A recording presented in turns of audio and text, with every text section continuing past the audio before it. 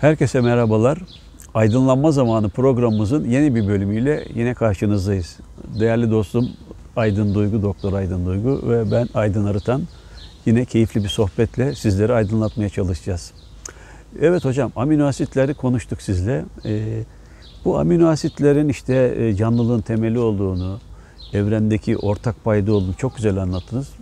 Çok da aydınlatıcı oldu. Teşekkür ediyorum. Teşekkür ederim. Şimdi biraz daha hayatın içine dönecek olursak, peki yani bu amino asitlerin ne olduğunu, işte hayatın içinde şahsen bize, işte dış dünyaya ne fayda sağladığını biraz daha detaylandırabilir miyiz? Hı hı. Yani sonuç olarak bütün canlılar amino asitlerden oluşmak zorunda dedik. Yani Evet. bizim bütün fonksiyonlarımız hücresel bazda amino asitlerden DNA amino asitleri kullanarak yapıyor. Tamam yapıyor da o zaman bu amino asitler nereden geliyor? Yerde midir, gökte midir? Çok Aslında güzel. hani buradan da çok da güncel konumuz beslenmedir. Hani devamlı her yönüyle Her geçmişten yönüyle. beri yani öyle midir böyle midir hep beslenme tartışılır. Onun da aslında temelini aydınlatıyoruz. Çok güzel. Yani aslında işte hani moleküler temele indiğimizde, nedenin içine indiğimizde, tıbbın işleyiş bilimi, fizyolojinin detaylarına indiğimizde işte amino asitlerle karşılaştığımız an itibariyle, amino asitleri öğrendiğimiz an itibariyle yani beslenmeyi de iyi aydınlatıyorsunuz. Hastalıklar da iyi anlatıyorsunuz. Neyin, niçin olduğunu iyi anlatabiliyorsunuz. Yani benim işte hani ya kafam çok bozuk da işte hani bak güneş açınca biraz iyi geliyor. Bunu da anlayabilirsiniz. Ya ben böyle nedense bu aralar şekere çok düştüm. Eskiden hiç canım çekmezdi. Bunu da anlayabilirsiniz. Her şeyin bir sebebi var. Hocam, yalnız şurada çok enteresan bir noktaya değindiniz. Yani şimdi beslenme dediğimizde işte biz yiyip içmekten bahsediyoruz. Onu anlıyoruz ama çok güzel bir detaya değindiniz. Yani niye moralim bozuk, işte niye karamsarım? Onun kaynağının da oradan yani ana temeli o amino asit kaynağından beslendiğini söylemeniz de çok enteresan. Yani hani işte temeli indiğimizde sadece amino asit değil ama bütün moleküler düzeyde bunlar hepsi yani hep bir sebebe istinaden oluyor. Durduk yere olmuyor. Evet. Yani ileride gelecek konular yani hani bizim duygularımız, düşüncelerimiz, ruh dediğimiz şeyin de bir biyokimyasal denge olduğunu anlıyor olacağız. Daha biraz merak etsin Evet, izleyicilerimiz. evet. Yani hani buradan şu olmadı. Ruh diye bir şey var mıdır, yok mudur? Onu merak etsinler, sonra söyleyelim. Evet, yani bu ruh tam olarak nedir onu konuşalım. Evet. Şimdi amino asitler evet canlılığın temelinde yer alıyor. Bizim bütün işte enzimlerimiz, hormonlarımız, yapılarımız amino asitlerden oluşuyor. O zaman bu amino asitleri de bizim bir yerden ediniyor olmamız gerekiyor. Vücudumuzda sonsuz bir kaynak şeklinde durmuyor. Evet. Yani işte bunlar vücudumuz hepsini üretmiyor galiba, bu değil mi? 20 amino asitin maalesef ki 11 tanesini üretiyor. Yani maalesef ki de yanlış bir cümle oldu. Yani Böyle 11, yani. 11 adetini üretiyor. Bugünkü bilgilerimiz bunu gösteriyor. 9 adeti vücudumuz asla üretemiyor. Dışarıdan bunu desteklemek Yani zorundayız. besinlerle almak zorundayız. Ama üretemediği tek şey vücudun amino asit değil. Mesela hiçbir mineral vücut üretemiyor. Ne kalsiyum, ne çinko, ne demir bunları üretemiyor. Evet. Demir dünyada bile yokmuş ya. Hani ben de konudan konuya atlıyorum yani, değil mi? Uzaydan geliyor. Evet. O da enteresan. Sonuç olarak vücut üretemediği malzemeler var. Vitaminlerden de bazılarını üretemiyor. İşte C vitamini üretemez, B12 vitamini üretemez. Bunlar da yaşam için zorunlu malzemeler. Yani hani DNA denilen molekül işte amino asitleri kullanmak zorunda. Başka türlü hormon enzim yapamaz. O zaman bu amino asitleri ne yapacağız? İşte gıdalardan almak zorundayız. O zaman da beslenmenin önemi ortaya çıkıyor. Tabii. Beslenmeyen tek bir canlı yok yeryüzünde. Bu da Sıklığı enteresan. değişebilir. Yani haftada biri beslenir, Evet.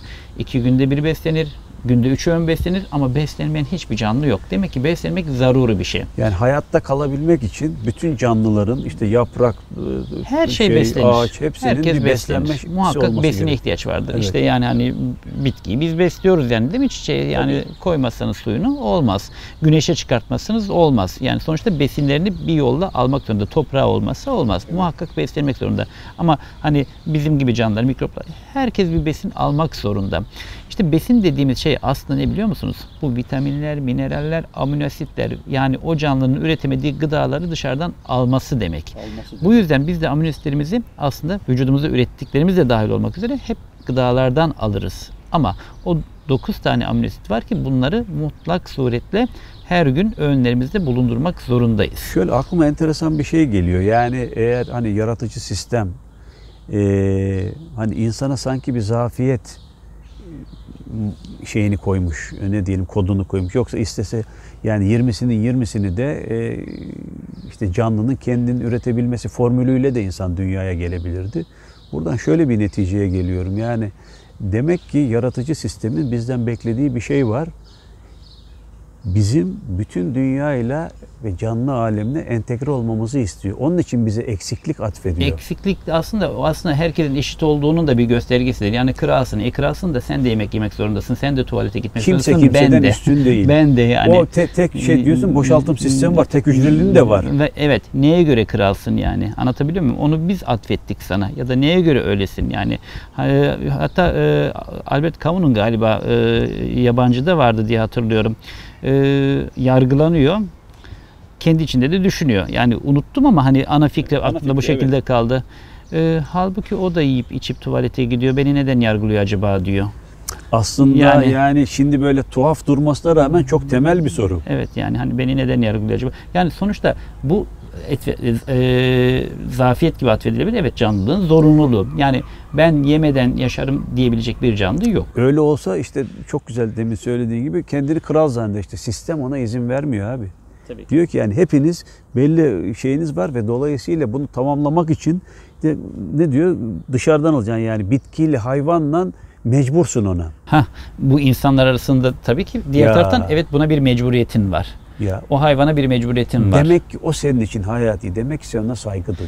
Hocam bak nasıl amino asit nerede, beslenme nerede, bu bir işte sonuç yani nerede? İşte biz de bunun hepsini holistik diyoruz hocam. Aynen. Biraz markamızı da ortaya koyalım işte. Holistik de bu. Bütün evrendeki beraberliği, çünkü o beraberliği anladığın zaman oradan sevgi, şefkat, ve mecburiyeti. Mecburiyeti. Aslında mecburiyet o beraberliği idrak etmek için onu şey yapmışlar yani. O dizayn edilmiş. Ve bu düşüncenin sonunda diyorum hocam çıkan tek bir netice var. Anlayış, hoşgörü, sevgi ve merhamet. Aynen. Daha ne diyeyim? Şimdi bunu şöyle o zaman hani ilerletelim. Günün sonunda evet ben bu ameliyatları almak zorundayım. Almazsam ne olur? Hayvan deneyleri yapıyoruz sonuçta. Evet. Bir fare laboratuvar ortamında her şeyle kontrol altında tutulabiliyor. Evet.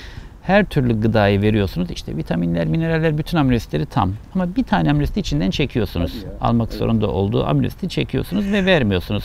Gayet de lezzetli bir gıda olarak sunuyorsunuz. Fare bir hafta içerisinde ölür efendim. Bir tane amino asit eksikliğinden dolayı. Çünkü o protein yazılırken o harf eksik olursa, mesela benim adım Aydın. Ne eksikse Aydı olacak, bambaşka bir şey olacak. Başka bir anlam da ifade edebilecek kelime olabilir hatta. O yüzden onun yerine konulması gerekiyor ki o canlılık faaliyeti sürebilsin. O yüzden o farenin beslenmesi gerekiyor. Hatta başka deneyler yapıyorlar. Bütün gıdalar var, bir iki amino asit eksik. Evet. Harika, çok lezzetli ama o gıda. Diğer taraftan bütün amino asitler tamamıyla var. Ama diğer gıdalar da var. Çok korkunç bir lezzeti var fare için. Fare lezzetliye gidiyor. 10-15 dakika sonra onu bırakıyor. Lezzetsizden devam ediyor ve bir daha da asla o lezzetli olana bakmıyor çünkü içinde eksik malzeme var. Yani güdüsel olarak, yaşamsal olarak onu alması gerektiğini biliyor ve ona yöneliyor. Bu bir zorunluluk yani. Hocam burada çok enteresan. Benim eskiden beri merak ettiğim bir konu vardır. Onu size de şey yapayım, aktarayım. Yani şimdi işte bu örneği verince aklıma geldi. Diyelim mesela biz diyoruz ki yani canımız şeker istiyor. Ve şeker nerede var işte? Tatlı da var, diyelim çikolata da var falan filan. Şeker nerede var biliyor musunuz? Nerede? Her şeyde var. Neyse dur orada yanlış örnek oldu o zaman. Yok estağfurullah. Yani mesela şunu ben merak ediyordum eskiden. Diyordum ki tamam ama şimdi vücut bunu istiyor ama bunun dünya üzerinde hangi gıdada olduğunu nereden biliyor? Bana bunu hatta bir programda bir arkadaş sordu. Şöyle bir yorum yaptım. Dedim ki yani o istek aslında bir holografik bir görüntü yaratıyor. Ve o işte diğer dışarıdaki ihtiyacı olan gıdanın hologramıyla ikisi kuantum alanında birbiriyle eşleşiyor. Yani nasıl biliyor işte o lezzetli, bu lezzetsiz ama bunun içinde onun olduğunu. Onu bir biçimde kuantum alanda hissetmesi lazım. Evet.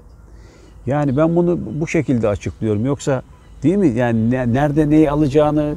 Güdü dediğimiz şey bu işte. Güdü ama o güdünün bir arka fonksiyonu olması. Yani bir yerde eşleşmesi lazım. Onun isteğinin bir hani kuantum alanda diyoruz ona, yani bir deseni var, dalga deseni var orada. Onun bulunabileceği şeyleri gıdaların hologramlarının bir eşleşmesiyle, yani kuantum alanda karar veriyor. Anladım.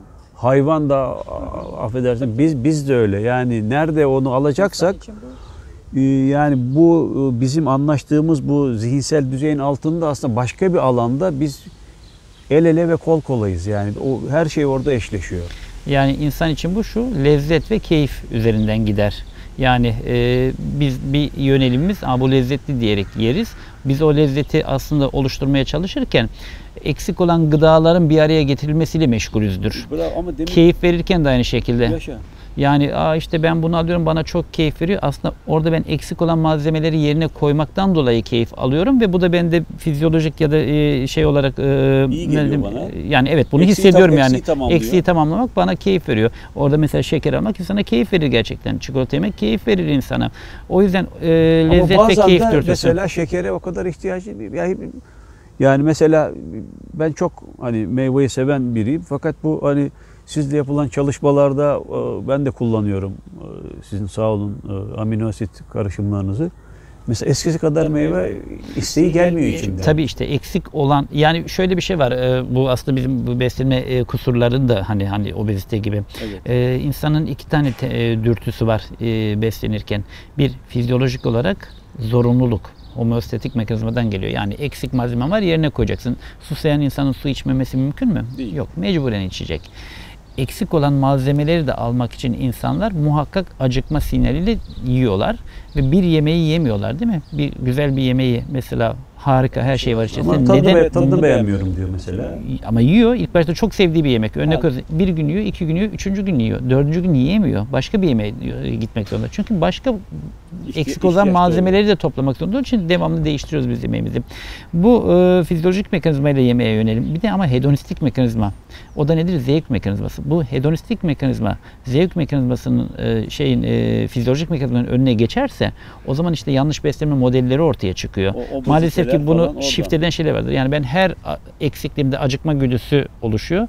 Her acıktığımda da zevk aldığımı yiyorum. Aslında almam gerektiğini yemiyorum. Hedonistik mekanizma devreye giriyor. O zaman da işte obezite gibi. Bunları detaylandırırız. Bu kadar böyle hani afaki Genel, kalmasın evet. bu, ama günün sonunda beslenmenin aslında altında yine amino asit zorunluluğu yatmakta. Vitamin, mineraller önemsiz mi? Tabii ki çok çok önemli. Ama insanlar sonuçta bu 20 amino asitten eksik bırakıldığı vakit kesinlikle yaşamlarıyla ilgili sıkıntı çekerler, sağlığıyla ilgili sıkıntı çekerler. O yüzden biz her gün besinimizde bunları almak zorunda olduğumuz için biz günde 2 ya da 3 öğün yeme zorunluluğumuz vardır. Yemek yerken de hep bunları alacak şekilde aslında yönlendiririz kendimizi güdüsel olarak ve bu güdüyü de besleyen şey algı, lezzet ve keyif algısıdır. Şimdi aslında doğada yaşayan, evreni gözlemleyen insanlar bunun farkında. Hani bu Kızılderili örneği vardı. Ben de anlatmıştım onu, size. tam Anlatmıştım. yeri diye Aslında hani bu holistikte nasıl birleştiririz bunu? Kızılderili ceylanı avlıyor. Sana teşekkür ederim diyor. Bugün benim ihtiyacımı karşılayacaksın diyor. Evet. Eğer ondan almazsa bazı amino asitlerini alma ihtimali yok. Mecburen onu avlamak ve yemek zorunda. Ama ona minnet duyuyor. Teşekkür ederim çünkü sen benim bu ihtiyacımı karşılayacaksın diyor. Gidiyor, bitkiyi topluyor. Ona da teşekkür ediyor. Çünkü hayvansal gıda benim bütün ihtiyaçlarımı karşılayamaz. Bazı bana vitaminleri, mineralleri verme şansı o kadar da çok yüksek değil. Gidecek bitkiyi toplayacak, sana teşekkür ederim diyor. Bugün benim ihtiyacımı karşılayacaksın diyor. O da bir canlı çünkü. Ama bunu bir ölüm olarak mı göreceğiz? Ya da vahşet olarak mı göreceğiz? Hayır, sistem böyle kurulmuş. Yani hayvan o otu yiyor, ben hayvanı yiyorum, ben otu yiyorum. Biz maalesef böyle bir döngü olmak zorunda. Ama bu döngüyü işte şefkat üzerine ve teşekkür üzerine kurmak zorundayız. Hocam çok güzel, yine mükemmel bir yere getirdin. Şimdi dayanamayacağım, orada bir şey de ben söyleyeyim. Yani bir kere Kızılderili'nin davranışı tam holistik bir davranış. Evet. Yani bütün evrendeki her şeyin kendinin dostu ve kardeşi olduğunun bilinciyle konuşuyor. İki, şimdi bu dünyanın gerçekleriyle aslında çok önemli bir nokta. Dünyanın gerçekleriyle manevi alemin gerçekleri birbiriyle uyuşmuyor gibi gözüküyor. Şöyle söyleyeyim, yani işte hani ben ceza konusunda falan böyle değişik fikirlerim var. Hani hoşlanmıyorum cezadan falan. Diyorlar ki hocam işte suç işleyen cezasız mı kalsın? Şöyle bir yaklaşım getiriyorum. Diyorum ki tabii ki şimdi bu dünya üzerinde bu fizik alemde çalışan bir sistem var. İşte demin belirttiğiniz gibi yani benim bitkiye de ihtiyacım, yemeğe ihtiyacım Tabii. var, hayvana da var. Bunun için onu işte koparmam ya da öldürmem gerekiyor. Şimdi bu buranın realitesi. Peki bu sevgi ve şefkat nasıl içimden doğacak ona karşı? Ve mesela ceza da öyle. Yani adam bir hata yapmışsa tam onu engelleyeceksin. İşte ona belli bir prosedür uygulayacaksın. Şimdi buradaki belirleyici olan unsur içinde hissettiğin duygu. Evet. Yani ben bunu hani ceza verme konusunda söylüyorum. Yani adam bir yanlış yapmışsa tamam dünya düzeyinde de deneyim yaşadığımız için onun bir karşılığı olmalı. Ama manevi alemde baktığın zaman ona ceza verirken ondan nefret edip kin duymuyorsun.